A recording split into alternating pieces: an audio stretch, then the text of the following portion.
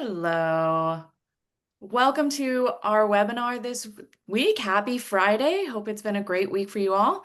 We will give it a couple minutes while everyone's coming on in. But while we're doing that, we always love to start off with a little bit of a poll. We're all pollsters here, so when we can get data, we love to get data. So I'm going to go ahead and start our little intro poll. Really excited for this week's webinar. I'm excited for all of you coming on in today.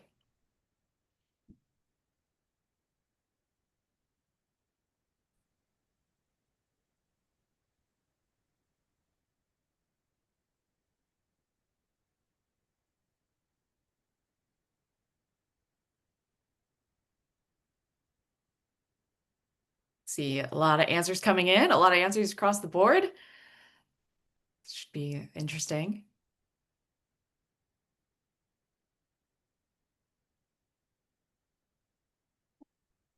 Well, wonderful. We're already seeing answers come in. I just want to make a note about the fact that this webinar is going to be recorded on the next slide, Stephen. Yep, so this session is being recorded. We will be sending out the recording as well as the slide deck to anyone who's attending today or anyone who's registered for the webinar as well. We have a Q&A function. We'll have time for questions to ask our incredible researchers, Stephen and Ben, here with us today. And so please feel free to send any question in our Q&A, and me and Sumati are here running the comms and marketing side of things. I'm going to give it. Yep. So just a reminder, the question that we're asking in 2016, 23 Republicans were elected to the House in districts that Hillary Clinton won. How many Republican members of Congress were elected in 2024 in districts that Harris won? I'm going to go ahead and exit the poll. I have to say, we have a 100% answer. If I could only get that type of response rate in my daily polls, I'd be so thrilled. I'm going to go ahead and end the poll. The majority of respondents, let's share results, the majority of us here today said 3. What's in fact the answer? Go to the next slide. Yep, 3. So we're dead on. So starting a little bit of the landscape that we're looking at today. The team that we have today, like I said, I'm Melanie Phillips. I'm the head of the analyst team, and Sumati Thomas is an analyst on the CC team, but also runs our marketing and comms. All of this beautiful work is thanks to her. And we'll be listening to and learning from Stephen Clermont, who's our head of polling, and Ben Greenfield, who's our principal researcher on our team. And with that, a little bit, we're here at Change Research. Change Research was founded in 2017 to make public opinion insights more accessible. We do all our work online, and we do way more than just polling. And online, we do a full range of research methodologies, including tracking polls, custom modeling, and all qualitative work. But you're not here to listen to me. You're here to listen to what we're excited to learn about today. So I'm going to kick it on off to Stephen. Thank you, Melanie. And want to sort of break this up to sort of provide sort of a high-level overview of 2026, the challenges that are ahead for Democrats, particularly with a lens on the results that we just saw in 2025, which are overwhelmingly positive, but would sort of give us some guideposts for 2026 and sort of opportunities and challenges ahead. And then look very deeply into redistricting and also like who is really movable and like how are they different than both base Democrats and base Republican voters. And I think the starting point of pretty much any election, looking at any election going forward, is the fact that we are not, despite what is written and often analyzed after a presidential election of permanent majorities or like shifts and dramatic electoral shifts, pretty much since the 2004 election, which is now 20 years ago, is that something changes. We might be polarized. It might be very hard to persuade voters. We're always talking to a very small group. But the fact of the matter is that everything changes almost every 2 years. Either the presidential who's the president or the party controlling the presidency or the House or the Senate.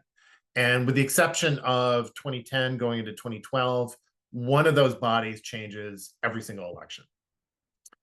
And sort of the backdrop of what we're looking at is this absolute disconnect between, I mean, so much disconnect, but it's not reported enough that consumer sentiment right now is at the lowest point in this University of Michigan study than it has been going back to 1978. So you see that dashed line at the bottom, and each dot here is each month's reading. And we're now the lowest point in November 2025 is at 53. And it's only even come close to that level. It's lower than it was at any point during the Great Recession in 2008. It's about sort of the last days of Carter and couple of polls when inflation was really inflation was really hitting during the Biden administration. But pretty much since Trump has been in office, the second time it's been a straight downward slope, which was the opposite of his first time in office. He sort of built on the growth and sentiment that was throughout the Obama administration, and it didn't really fall until COVID began. And when sort of thinking about a disconnect is like sort of measuring from the beginning of this decade, both consumer sentiment and the S&P 500.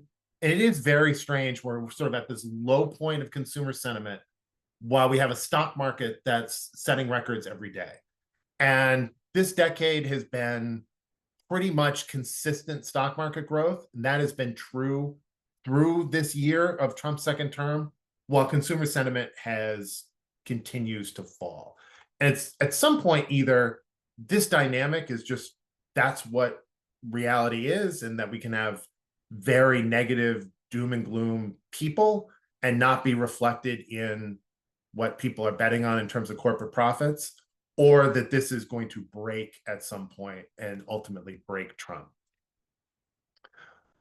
The other consistent finding that we have found pretty much this entire decade, this is from a survey that we do quarterly on middle income voters, which we defined as people making between 30 and 100,000 up until a couple years ago, and then we expanded to 130,000. And the very first reading we did in September of 2020, 50% said their income was falling behind the cost of living. That's what I found in other polling where I've been asking this question, going back to 2013, 2014. And since then, it was consistently going up, and it's been ranging between 2/3 or 3/4 of these voters saying their income is falling behind the cost of living. And we've asked this in dozens and dozens of other polls, and it's another slide I could sort of show that it's pretty much during the Biden term in office, whatever reading we did, whether it was in swing states or swing congressional districts or nationally, it would be 2/3 to 3/4 would say they're falling behind the cost of living. And that has not changed since Trump has retaken office. And then some couple points before we talk about redistricting. In terms of like the things that I was looking for heading into the New Jersey and Virginia elections this year was particularly this belief and myth that has come from the 2024 election, from looking at exit polls and determining that the Republicans are morphing into a multiracial working class party. And one of the examples of that has been New Jersey. New Jersey, along with New York, was the state that moved most from Joe Biden to Donald, or biggest drops from Joe Biden to Kamala Harris. And particularly New Jersey, there's a group of about 13% of the state are in localities that have very sort of high Hispanic concentration and low Black concentration. So places like West New York and Union City and through parts of Passaic County. And these were areas where Joe Biden won them by 20 points in 2020. And Kamala Harris won this group of localities by only 1.8 points. And so going into the election is just determining whether 2024 is that Trump coalition is durable or just another election. Mikey Sherrill ended up winning them by 23 points. And none of the other sort of concentration of places, either the places that are very white or places that are very high Hispanic and Black concentrations, the differences in the electorate from this 2020 to 2024 to 2025 was not nearly as great, which is, again, a positive encouragement for 2026, especially as Texas redrew their maps based on Hispanic vote in the 2024 presidential election, which might not actually be something that's lasting or durable. In Virginia, Abigail Spanberger won the governorship and got the highest share of the vote of any Democrat in the state, going back to 1961, which was before the Civil Rights and Voting Rights Acts were passed. And in the process, flipped 13 House districts. Democrats went from 51 out of 100 to likely 64 out of 100 next year. And went back and looked at the vote, the 2024 vote and the 2023 House vote in these districts that flipped. Kamala Harris won 59 districts in 2024. And Democrats flipped all eight of the Harris districts that were represented by a Republican. And then she flipped 5 Trump districts. But the 5 Trump districts she flipped, she got over 40, or Democrats flipped, she got over 47.5% of the vote. And I think that's an important number. If you sort of look at Virginia, of just, if we can think for the US House of what Kamala won, anything that Republicans held where she got over 47.5% of the vote, I think already are the primest targets of flip control next year. And looking at the spending of these districts, Democrats were able to flip them because they concentrated their spending in these 13 districts and they dramatically outspent Republicans. They spent over 70% of the total money that was spent in the campaign in these districts were spent by Democrats. And they were very, very expensive races. The cost per vote in the 8 districts, the 8 Harris Republican districts, was over $100 per vote that campaign spent. And in the Trump flips, it was $80 per vote. Way more that was spent in the other districts that were much less competitive, which is part of the challenge for next year, because as we said at the beginning, there are only 3 districts that are represented by a Republican that Kamala won. New York 17, Pennsylvania 1, and Nebraska 2. Nebraska 2, Don Bacon retired. And there are only 7 other districts in the entire country that are represented by a Republican where Kamala got over 47.5% of the vote. And as of the last fundraising period, all 9 of these incumbents have raised almost $2 million. The 2 candidates in Kamala's district, 2 reps in Kamala's district, have raised between $3.5 and $4 million.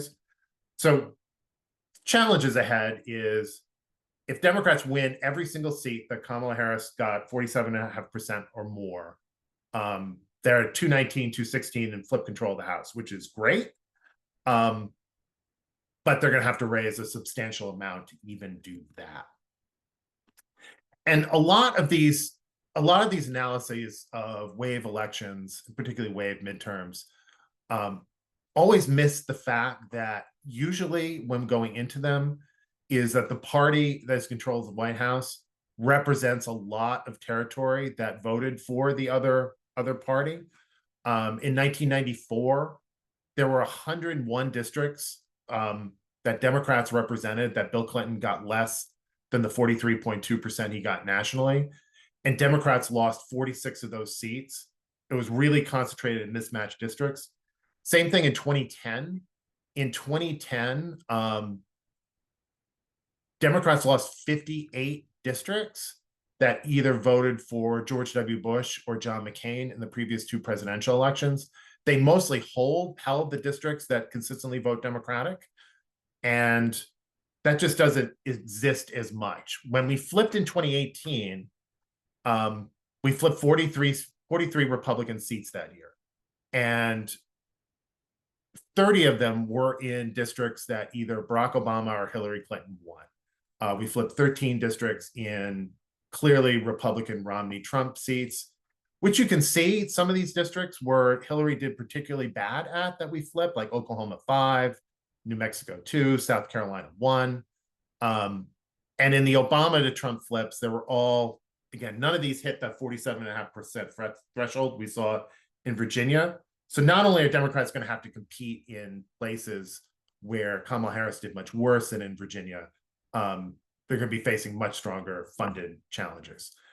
And like in 2026, there were 37 mismatched districts. Now there are only 13. So Democrats actually have to defend, again, pending redistricting, this will change once California is remapped. 13 districts where Democrats represent an area that voted for Donald Trump versus only 3 potential GOP Harris pickups. And this is why the red wave never really happened in 2022. Part of it was Donald Trump and the terrible candidates, but also part of it is just there was the sort of red wave happened in 2020. It didn't happen in 2022. So there were 53 and 49 mismatched districts when Republicans flipped. There were only 7 heading into the 2022 election. I'm going to pass it off now to my colleague, Ben Greenfield, to talk about polling he has done on redistricting. Great. Thank you, Stephen. So just to kind of set the scene here, just want to provide a tiny bit of background for people who either have been avoiding the news for the last 6 months, or, sometimes this news on redistricting can get a little bit hard to keep straight in your mind. So starting in the summer of 2025, we saw the first attempt by some red states to redraw their maps in the middle of the decade. The Trump administration pushed the Texas legislature to redraw their maps. The Texas legislature did so. It passed, and the effect of that would be expected to flip 5 seats that are currently held by Democrats in Congress to Republicans.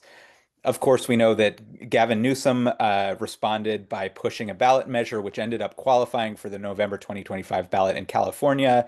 That one passed. Prop 50 in California passed, and that would effectively flip 5 seats that are currently held by Republicans to being likely Democratic seats. So that kind of counteracts what Texas has done. But of course, we've seen redistricting efforts in other states. So Missouri and North Carolina's state legislatures have both redrawn their maps. The affected outcome of that would be to flip 1 seat in each of those states that are currently held by Democrats to being likely Republican. The commission in Ohio redrew their maps as well. The likely effect of that would be to flip 2 seats currently held by Democrats to being lean Republican. And then in Utah, a judge overturned the state's map there, which had districts that all favored Republicans. And the likely outcome of that is that 1 seat currently held by a Republican would switch to a Democrat. Of course, there are still ongoing efforts in both red states and blue states to redraw maps. And so, the outcomes of those are to be determined. But as it currently stands, we would expect, based on the redrawings that have already occurred, that Republicans would net around 3 seats, 3 flips from all of these redistricting efforts in all of these seats. So, in the wake of all of this, or as all of this was unfolding in some cases, we conducted a number of different polls in both red states and blue states that were considering redistricting. The goals of our polling were, number one, to understand the intensity of support and opposition among Democrats, Republicans, and independents in each of those states, to gauge any potential backlash to redistricting, and then to test messaging that could help us understand both how persuadable voters were, what they knew about some of this, and then how to potentially persuade some voters to shift on this. So one of the major findings that we found in here is that opposition to redistricting tends to be much higher in red states than it is in blue states. And that's going to be a theme of what I'm talking about across these slides, is that the responses are very different overall in red states than blue states to the idea of redistricting. So you can see that in 3 red states that we polled in here, opposition ranged from 44% overall to 52%. And most of that opposition is strong opposition. So you can see that in dark red. In those red states, strong opposition forms the bulk of the opposition that we see in each of those. By contrast, in Maryland, which is, of course, a state that tends to favor Democrats, we see only 33% were opposed to redistricting, and 23 of those 33% were strongly opposed. So less of a lean towards strong opposition in Maryland than in the red states in which we've polled.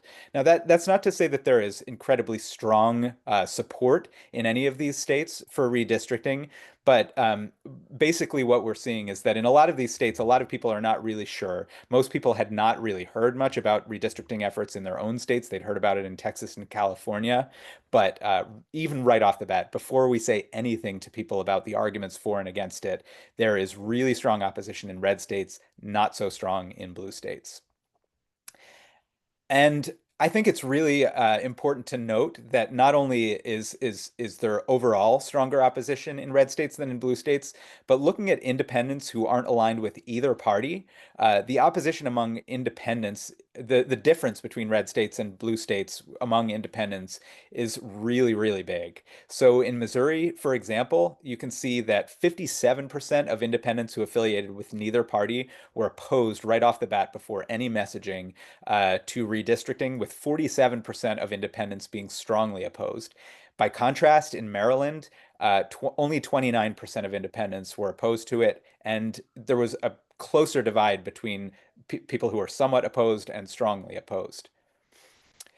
Now, after we showed people messaging, so we showed some balanced messaging. We showed a number of different arguments for redistricting, a number of different arguments against redistricting in each of these states. And we tried to make it, the arguments that were actually being made by both sides. So these were really balanced. And again, we saw a really divergent response. So net support fell in each of the red states that we polled in, while net support rose in the blue states after we asked people how they felt after reading all of these arguments. And that kind of mirrors what we've seen in the real world in California. So before Prop 50 even qualified for the ballot in California, there was a survey that came out that UC Berkeley conducted that found that voters were opposed to redistricting in California by a substantial margin. But then the campaign unfolded.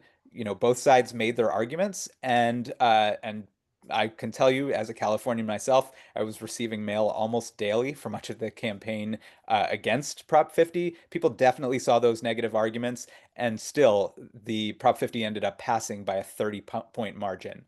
And so that mirrors what we're seeing in our polls, which is that as people in blue states find out more about redistricting, they become much more supportive of blue state redistricting, whereas in red states, as people find out more about it, they become more opposed to it.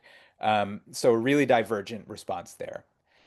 So the question becomes why? Why are voters moving in opposite directions in red states and blue states? And of course, some of this might be intuitive, but we did test some messaging, and we have some numbers that can help provide some color here.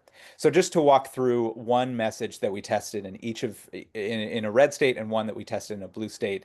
So in Indiana, we had a messaging against redistricting that read, Indiana should decide what our own maps look like. We don't need politicians from Washington, D.C. or anywhere else meddling in our state politics or telling us what to do. We found that 75% of respondents in Indiana, a very red state, found that message to be convincing, and the plurality there, 43%, found it very convincing. And that was kind of the response to each of these anti-redistricting arguments that we made, whether we were talking about, this being a power grab by Republicans, whether we talked about it being a distraction from problems that people were facing with affordability and other, real world problems. There was just these messages really resonated even with independents and Republicans in Indiana. By contrast, looking at this Maryland message, we had a message that said, in an ideal world, gerrymandering would be illegal, but Republicans have done all of this in red states. And then it closed by saying, in the future, we should outlaw gerrymandering in all 50 states. But right now, we need to stand up and fight. We have to update our maps. And we see that a strong majority of Maryland voters found that message to be very convincing. And that's kind of indicative of what we were seeing about a range of different arguments. And, by looking at the kind of opposite responses that people had to the idea of redistricting in red states versus redistricting in blue states, it really becomes clear that people are understanding the nuance of what's going on here. They understand that Donald Trump and Republicans are pushing these redistricting efforts in order to increase their own power, to make it easier for them to win elections, and that in blue states, by contrast, Democrats are pushing this not to grab power, but to counteract the power grab that is being pushed by Republicans. And so we wanted to look at what kind of backlash we might be seeing as a result of all of this. So we tested a couple different things in different states. So on the left, you can see in Indiana, we asked people if your state representative voted for a plan to redraw Indiana's congressional maps, would you be more or less likely to vote for them when they run for re-election? And what we see is that overall, on the total line there, you can see 45% say they would be less likely to vote for a pro-redistricting legislator, whereas only 23% would be more likely to vote for them. And then if you look at the dark colors over there, 39% say they'd be much less likely to vote for someone who favored redistricting. Only 13% said they would be much more likely. And beneath the surface there, you can see how this breaks down among Democrats, Independents, and Republicans. The vast overwhelming majority of Democrats say they would be less likely to vote for a pro-redistricting legislator, whereas on the Republican side, only 40% say they would be more likely to vote for a pro-redistricting legislator. And among independents, only 10% more likely, 55% less likely, with 47% of those being much less likely. So clearly in Indiana, and this is true of other red states as well, you can see the makings of a real strong political backlash to pro-redistricting legislators, whereas there's very little electoral upside among the Republican base for pro-redistricting legislators. And then on the right side, what we see in Maryland, we asked specifically Democratic voters about how they might vote in a Democratic primary. And we saw that off the bat at the beginning of the survey, before we tested any messaging, 52% of Democrats said that they would be more likely to vote for a candidate who supports new maps, and only 18% would be more likely to vote for a candidate who opposes the new maps. Then we showed people arguments on both sides, and the numbers shifted quite a bit. So at the end of the survey, after all that message testing, 69% of Democratic voters said that they would be more likely to vote for a pro-redistricting candidate, with 48% of those saying they'd be much more likely. So once again, kind of a similar story throughout all of this data, which is that Democrats in blue states, as well as many independents and even a few Republicans in blue states, are able to see this redistricting effort for what it is, and they see it as an opportunity to push back on the power grabs by Trump and Republicans, whereas in red states, Democrats and independents are equally fired up about pushing back on Republicans' efforts to grab power. So with that, I'll hand it back to Stephen. Thanks, Ben. So that's sort of a setup that we have sort of going into data that we're going to share from a very recent Compass poll survey that we did. Over 1,500 voters, and I believe we fielded it over last week and over the weekend. So this is all very new, fresh data. And what this sort of the overall electoral environment says is just in the generic House vote, Democrats lead 47 to 43. Trump's approval, with his approval that we found was about 45% approved, which is a couple points higher actually than lots of others that are being reported, but 50% strongly disapprove of his job. So the balance, particularly intensity, is fairly strong, negative. And both the Democratic and Republican Party are underwater in their own favorability. Majorities are unfavorable towards both parties, both the Democratic Party and the Republican Party. So I want to sort of look at the vote in two different ways, sort of combining the favorability of both parties. So the people that are generally favorable, neutral towards the Democrats and unfavorable towards the Republicans, not surprisingly, overwhelmingly support Democrats. And people are unfavorable towards the Democratic Party and are favorable, neutral towards Republicans, which there are a few more of those in the electorate, overwhelmingly support Republicans. These voters are not, they're over 80%, and it's going to be hard to actually move them. The interesting thing is that the people that are unfavorable towards both parties, the 13% of the electorate, they split largely Democratic, and we're going to go through these voters in a little bit more detail, 53 to 16. And again, it's sort of when you're thinking about turnout, especially how do we win some of these districts that Kamala Harris got 43, 44, 46% of the vote? It's turning out and persuading voters who think negatively about both parties. It's not really sort of a, do we do turnout or persuasion, or that sort of tired debate that happens online. It is both, but the people that we need to focus on are people who are not inclined to think positively of us right now. And then there's some other people that we survey, people that are favorable towards both parties or don't like have any opinion at all about them, split about equally. They're a small, tiny percent of the electorate. And when you look at Trump's approval, like he went, unsurprisingly, he wins everyone who strongly approves of him. The people who somewhat approve of him, Republicans get 81% of the vote with them, but only 1% say they're voting for Democrats. So people who approve of Trump are not really movable at all.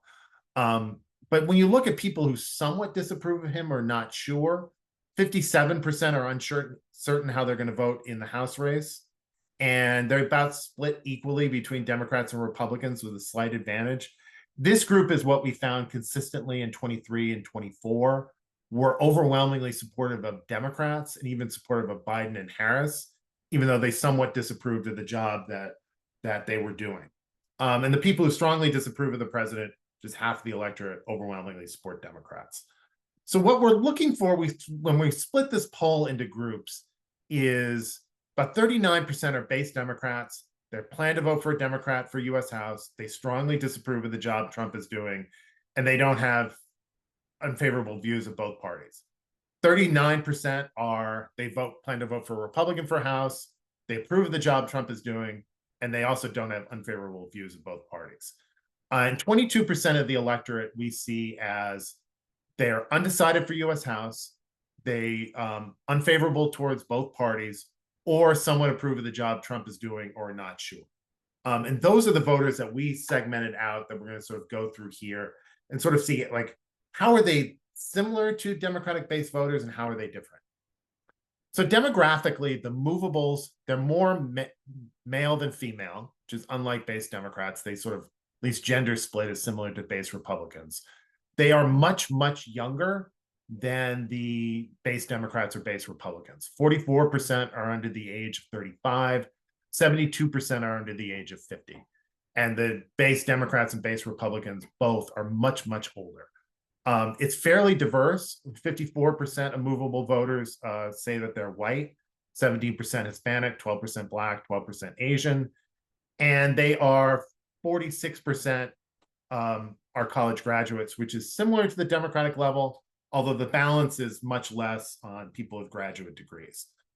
So demographically, they're younger, and other measures they profile like Democrats.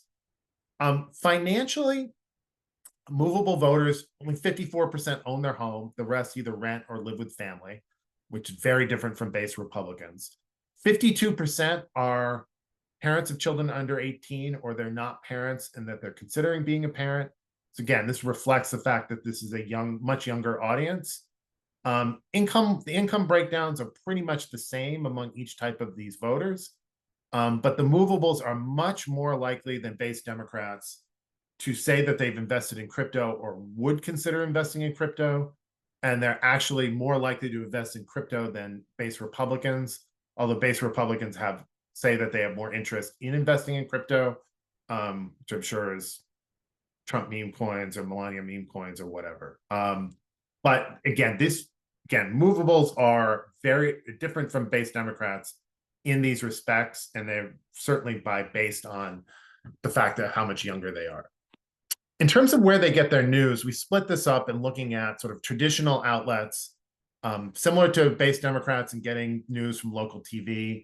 They're less likely to get it from network TV news or national newspapers than base Democrats, but they are similar about levels of consuming local media, local TV, local newspapers, news on the radio.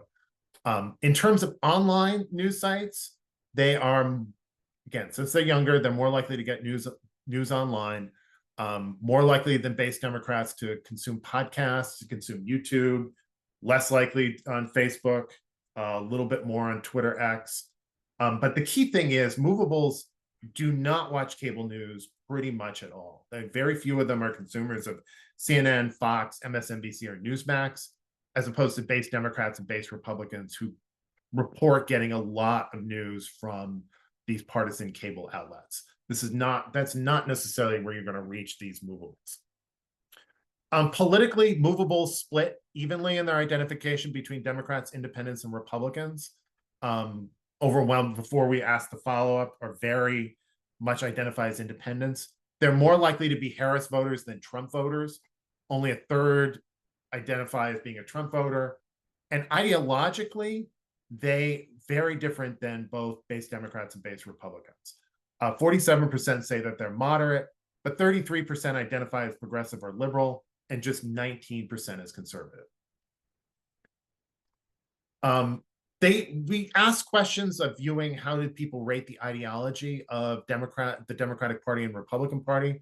The movables, unsurprisingly, see the Democratic Party as a liberal party. Actually, a little bit less likely than base Democrats are to see the party as a liberal party. 35% see the party as very liberal, but 50% view the Republican Party as very conservative. And 81% of movables see the Republican Party as conservative. So movables, we looked overall, 61% of voters rate their view of the ideology of the Democratic Party to the left of themselves, and 58% overall rate the Republican Party to the right of them. 57% of movables say that the Democratic Party is more liberal than they are. 69% say it's more conservative than they are. As you can see, base Democrats see the Republicans as much more conservative than them, and not Democrats as more liberal. Same pattern you see with base Republicans. And the challenge with movables, it's like you can't sort of define them or their beliefs on any one single thing. We asked a question, what is the bigger problem with elected Democrats? The movable split pretty much equally of Democrats. Too many Democrats don't seem to stand for anything at all, versus too many Democrats seem to stand for policies that are too extreme. And same thing, 53% say Democrats don't do anything that benefits me when they're in office, versus saying too many Democrats seem to stand for policies that are too extreme. And there's been sort of a lot of discourse about Democrats losing in 2024 because it's a more liberal party than were in 2012. And I went back to look at that. So we asked this same question. And in the sort of large post-election studies that the Congressional CCES publishes every year, in 2012, 59% of voters rated the Democratic Party as more liberal than them. That was 60% in 2024. What we found is very similar of what we found in these other studies. People view the Democratic Party as a liberal party and more liberal with them, and the Republican Party as a conservative party and more liberal and more conservative than they are. And these numbers really haven't changed much over time, even though people are building large narratives on that. So how are movable voters viewing the conditions right now? And it is fairly negative. And they're much similar to base Democrats in rating the stock market and their personal finances negatively, as opposed to Republicans who view the stock market and their finances as great right now, along with trade relations with other countries and the economy overall. Movable voters largely see the economy, inflation, and cost of living as really, really negative right now, much more so than Republicans do. 71% believe that the economy compared to a year ago is getting worse, as opposed to 82% of base Republicans who say it's getting better. 61% of movables say that the economy is in a recession, versus 67% of Republicans who say that it's not. This is also the key thing about this group of voters. They're negative about everybody. I mean, it makes sense that part of the definition is that they're unfavorable towards both the Democratic Party and the Republican Party. But they're also negative towards, overall net negative towards all key figures that we tested in the Democratic Party, Pete Buttigieg, J.B. Pritzker, Gavin Newsom. They're particularly unfavorable views about Kamala Harris, but also they are very strongly negative towards J.D. Vance, Donald Trump, Marco Rubio, Pete Hegseth, and Kristi Noem. Not quite as negative as Democrats, but certainly not positive like Republicans. In terms of the most important issues, sort of the darker red here, the more people pick this as their top concern. With movables, overall, unsurprisingly, the top two issues are inflation and high cost of goods and government corruption. And they look much closer to Democrats on these than Republicans. They are also more likely than Democrats or Republicans to cite the high cost of housing, but also high cost of healthcare and the cost of insurance. So it really is cost and corruption are the two top issues, both with base Democrats and with these movable voters. And as we can sort of see, that's one of the messages from the 2025 election, both from Mondami to Mikey Sherrill to Abigail Spanberger, which is the focus on costs, which is also the focus.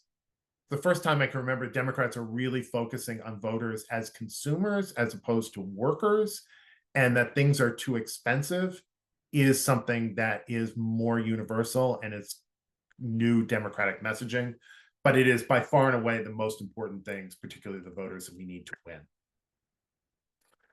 They're also negative towards Donald Trump on just about everything. This is unsurprising. We saw when we tested Trump's ratings on various specific things, they were all net negative.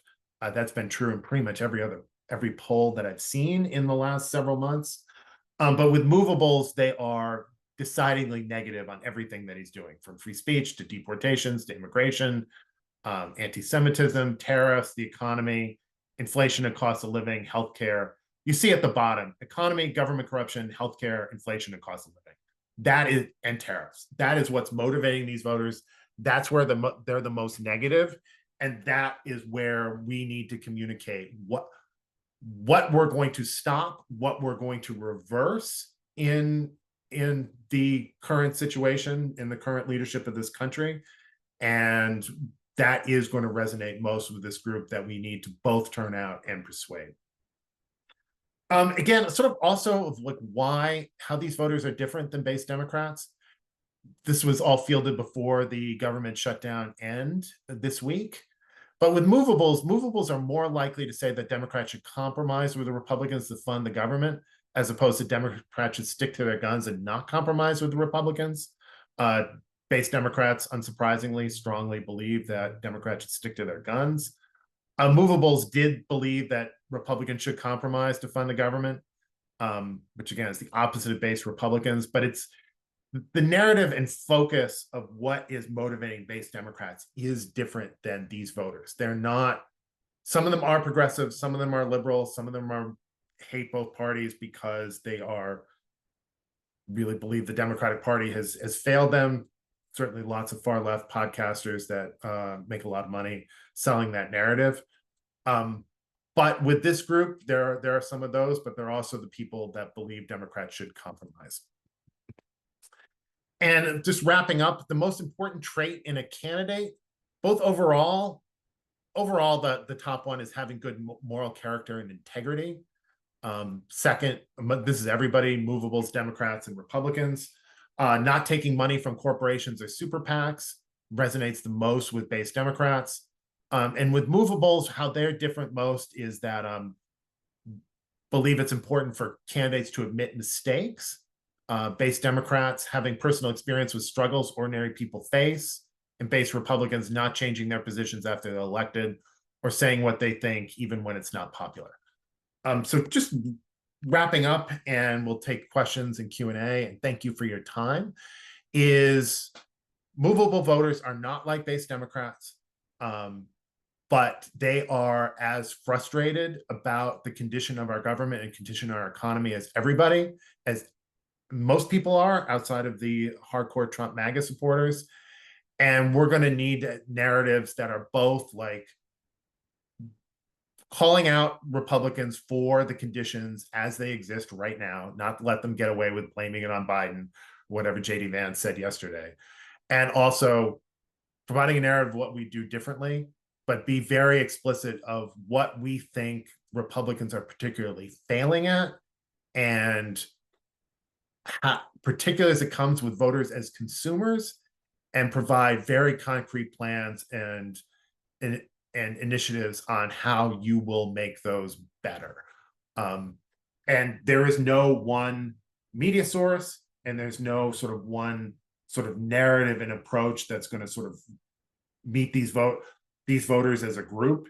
And we got to try lots of different things in lots of different places to get the votes that we're going to need in places that are more challenging than what Democrats were able to flip in Virginia. I will send it back to Melody. Thanks, Stephen. Thanks, Ben. And I think this leads to one of the offerings we have at Change Research that I think is going to be really important in the upcoming elections, which is our ability to use Magnify AI. And I think looking at this new segment of the population, these movables or these double haters, as we would possibly call them, would allow us to segment and identify a potential portion of the population that might be a key electorate in the upcoming election. And so with that, we also think that qualitative offerings that we have, such as voices, IDIs, talking to these people who are disenfranchised with both sides of the electorate and both sides of the spectrum, is going to be a key aspect of our research coming up in the next couple months as we head into 2026. And with that, the data here is from the Compass poll. Definitely jump on into the portal to see this data firsthand and look at the services we've been having, the questions that we've been running every month. But I will jump into Q&A. We have first question.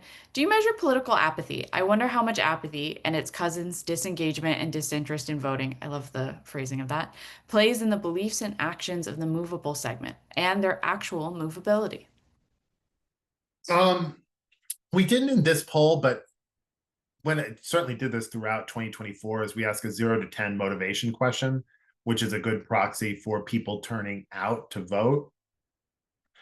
And the movables, I just sort of off the top of my head, like the base Democrats or like the Trump voters and the Kamala Harris voters, like would rate their motivation as a 10, like 80 to 90% of them would do that. And movables were anywhere from like 30 to 40%. So they are definitely those people, the less engaged voter. And that will be something that we will, as we sort of go deeper in the 2026 election, both for our candidate work and in this public work we do in the Compass poll, is not only sort of looking at the movables from within that group, 22% of the vote, like the 50% of them who rate their motivation to vote as a 10, and the people who rate their motivation to vote lower, and where they're different and how they can be released and messaged. I did, like, years ago, I asked 0 to 10 sort of enthusiasm, and then did notice going into the 2018 election that the voters who were Democrats and very unfavorable towards Trump, super high enthusiasm. The Republicans who were very favorable towards Trump matched that level of enthusiasm. And it was much, much lower with a third of Republican voters who were either somewhat favorable, neutral, or unfavorable towards Trump in terms of overall level of enthusiasm, which was good. But an enthusiastic vote is they still vote. And I think they turned out at about an 80% level when I went back and matched the voter file. And the Republicans who were very favorable, they turned out, or enthusiastic, turned out at like over 90% level. So there is that difference. You can already sort of see that same pattern that's existing here. But I think that's a good point, and something that we are definitely going to look into is like the motivated movable versus the unmotivated movable. Thank you, Stephen. Any more? Oh, question just jumped in. Joined a tad bit late. Did the polling ask what successful governing looks like from Democrats, from Republicans? In other words, what outcomes would keep these voters voting for Democrats? If we didn't ask that specifically, but I can say from the conclusion of going through all this research and a lot of others, Democrats in power who actually, right now, would be, and this will be the measure for Mikey Sherrill and Abigail Spanberger and Zoran Mondami. It's when you campaign on lowering costs and making your New York City, New Jersey, Virginia more affordable, actually making it more affordable, setting up the metrics and actually accomplishing it and then communicating in a way where you clearly take credit for it. I think, and it's not original in saying this, that Joe Biden and the Democratic Party did a lot of things and passed a lot of things in 21 and 22, and didn't communicate it. And Republicans would show up at ribbon cuttings for bridges and new roads. And it is like being very clear on what you want to accomplish, setting the metric early on, and then always narrating the entire time of how successful you are at accomplishing what it is that you set out to do. It's sort of no different than when you're sort of taught to write an essay in high school. It's like, say what you're going to say it, and then say what you said. And part of democratic governing needs to be like, say what you're going to do it, and then say that you did it. But every single one of those parts of it are going to be key going forward, and not being able to backslide into the nightmare that we're in. And do you think that's going to have any difference by gender? We saw, I mean, the widening gap between men and women. It's good. Yeah. So you have gender, race, educational background. I mean, I think part of it is and it's a level of overall understanding, both from polling and then from actual studying when you're in government. It's like, what metric are people responding to? Like I was saying early on, that there's no one single message that's going to work with movables, or one different approach, because it's a diverse group. I think part of it is when you're talking about something like affordability and metrics on affordability, you can see what people are like most concerned about, whether it's housing or healthcare or grocery costs. It's being able to segment out like which one of those are people most motivated and concerned by right now, and then how can you convey what is the metric that you want to establish that you're bringing that down. And that's going to work with different people. We're long away from there's three bullet points. You want to like club people over the head with 3 bullet points in any campaign. It's like you've got to find 20 different things to say to 20 different people, and what's going to pop with each one of those groups. And Republicans have been very good this decade in figuring that out, and we still have a lot more work to do. Thank you. More questions coming in. What, if anything, can we take from this and use in a primary, or would it be best for a general election? I think this is use in a general election, but primarily, but I think like asking the question and the favorability of the Democratic Party overall is going to be an important way to split the electorate in any primary electorate. It's how you're viewing. It depends on whether it's a Democratic state or a Republican state, or whether it's a state race or a federal race. But there are lots of like Democratic states where like the overall electorate's kind of unhappy, but Democrats are fine because they're in control. But even that, you want to be able to split out the people that are enthusiastic and positive about the Democratic Party, which is almost a proxy for the status quo. And if your candidate is opposite of that or challenging that, you first want to look at the people that are the most upset. So it's like we want to look at favorability of the candidates, and like in a Democratic primary, sort of asking favorability about Trump's almost a wasted question because every Democrat hates him passionately. But overall, the view of the party, I think, can be a proxy. It's the insider-outsider proxy, and you want to know that regardless of which side that you're on in the primary. I think we're also, of course, there is going to be a difference between a primary electorate and a general electorate in terms of who is in each electorate and what they want. But I think there's also some commonalities as well. I mean, we can see that there is unity among Democratic primary types of electorates and among general electorates about things like being really fed up with corruption in Washington, being really fed up with the cost of living and the fact that leaders are not doing anything about it. Healthcare prices. There are all kinds of things like that where the type of candidate who is trying to appeal to a primary electorate, the same kinds of things are going to appeal to a primary electorate on that front that are going to appeal to a general electorate.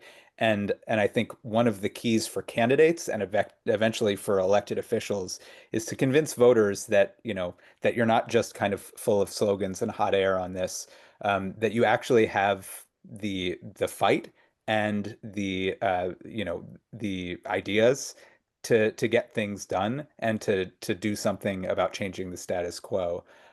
So, I do think that there is some overlap there, and I do think that the types of candidates who are going to be poised to win primaries next year, a lot of the types of positions that they're taking on those kinds of issues are also going to appeal to a general electorate. Thank you. Based on most important issues polling, should year-round persuasion campaigns most hammer costs and corruption, or is it that already mostly baked in and other hidden issues have more incremental potential? That's an excellent question. I corruption and cost are so broad that it's like gas prices were at $4, and then they during the Biden term, and they went down, and then people became more concerned about like healthcare costs and utility costs and grocery costs. I think the thing is like we want to be talking about the one that's particularly painful to people at that time in that place. And with corruption, like I think our challenge is which one of the many, many corrupt things that are happening right now with this government can actually stick with voters. But I think hammering that or finding the 5 things with the 5 different audiences about corruption will hammer that in. Like I think those are going to be super important. And then finding the next cost thing that's out there, because prices are not going to be stable. Our economy has changed substantially post-COVID, and we're still not going to sort of gotten back to what it was before. But it's finding the new things within those 2 areas to hammer and that are new. And I mean, it's to sort of use an example from 2022. Like we did work for an IE in Oklahoma that was hammering the governor, Kevin Stitt, on corruption. And like he only ended up winning by about 14 points. But a lot of what the polling was and a lot of what the ads were, like the different types of different scandals that he was involved with, from like $1 billion bank that he chartered from his family, and lots of different things. That was enough to bring him down, like doing about 20 points worse than other Republicans did that year in the ballot. So like those are very potent things, and they are very hard for Republicans to answer when they are in charge. And there are going to be new corruption things. There'll be at least 15 new things before we even get to like the spring of next year that are potentially be sink any other sort of normal president or normal party. And just we've got to be ready for them, but also priming people of just like Trump's corruption is a problem and that we need to stop it, and that it's impacting you negatively. And a lot of the ways that these different corruption scandals, especially as it relates to tariffs, I mean, it's problem with authoritarians, besides everything else, is that things are more expensive because of crony corruption. So all those 2 things can be sort of linked together for the next year. And it's important with people's sort of very sort of lack of being able to hold voters, lack of like short-term memories, that I'm going to make a reference to a 2001 movie of this Memento, where this guy couldn't hold short-term memory, so he tattooed facts on his body. It's like that's kind of what we're going to need to do, is tattoo as many facts on people's bodies, so when they're looking at the voting booth, they're going to be like, oh, Qatari plane, oh, the White House was knocked down, so that they be able to hold those and not forget them. I think that's a great way to put it. We have 2 questions we're going to try to fit in right before the end. From your polling, is there a path in terms of messaging, positioning that could get both red and blue states to support a constitutional amendment to ban gerrymandering? What would that positioning be? I mean, we have seen when we've polled on this that gerrymandering is unbelievably unpopular across the political spectrum. People are not into it. And, the only reason that there is support for some of these redistricting campaigns in some of these blue states in particular, is that people's you know, uh, feeling that we need to counteract the Trump campaign's power grab overrides their negative feelings about gerrymandering. But that said, there is support among regular voters there is enough support among regular voters that if regular voters were in charge of this, maybe a constitutional amendment could get passed. The problem is always just that elected representatives are more resistant to it because they want to protect their own jobs. And so that's really the obstacle, is actually turning that into a political movement that can push action from our leaders. And people are open to the idea that voters should pick their representatives and not the other way around. It's just we need to put more pressure on elected officials to do something about it. And some states, like where Samani lives in Mississippi, don't have the option of taking things to the ballot. But we have seen in places like Arkansas, when Republicans have tried to pass initiatives taking the ballot, reforming the ballot initiative process, reforming to make it harder to get things on the ballot. People consistently vote no on that. Voters get like, I'm not going to, they're taking power away from me and giving it to themselves. So that is a very sort of successful frame to pass constitutional amendments and ballot initiatives. The problem is it's not universal. So like it's an option that Samadi would never have. And last question, I know we're right over time, but we can fit it in, I think. In scoring models, would you use the malaise score, as in I'm not happy with the party, or how would you look at this from a modeling perspective? Our data scientist is unfortunately not here, so he would experiment on a lot of different things. I think what we want to do is ask 3 or 4 different questions and then see which gets the most lift. I mean, my sort of simplistic pollster brain, as opposed to a data science brain, would be who are the people that answered like the one is people that's negative towards both parties and 0 is everyone else. But our data science team is a little more sort of nuanced than that. So they would have us write about 3 or 4 different questions and then see what gets the best lift. And we do have the capability of getting those models to you guys. I believe we do have a off-the-shelf double hater model that if anyone's interested, please reach out to us.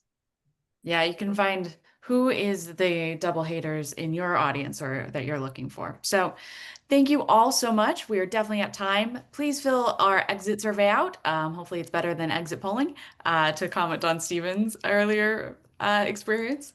And we look forward to seeing you in the next one. And we will be sending the slides and the recording to everyone who's here or registered. So hope you all have a wonderful and safe, happy Friday and a great weekend.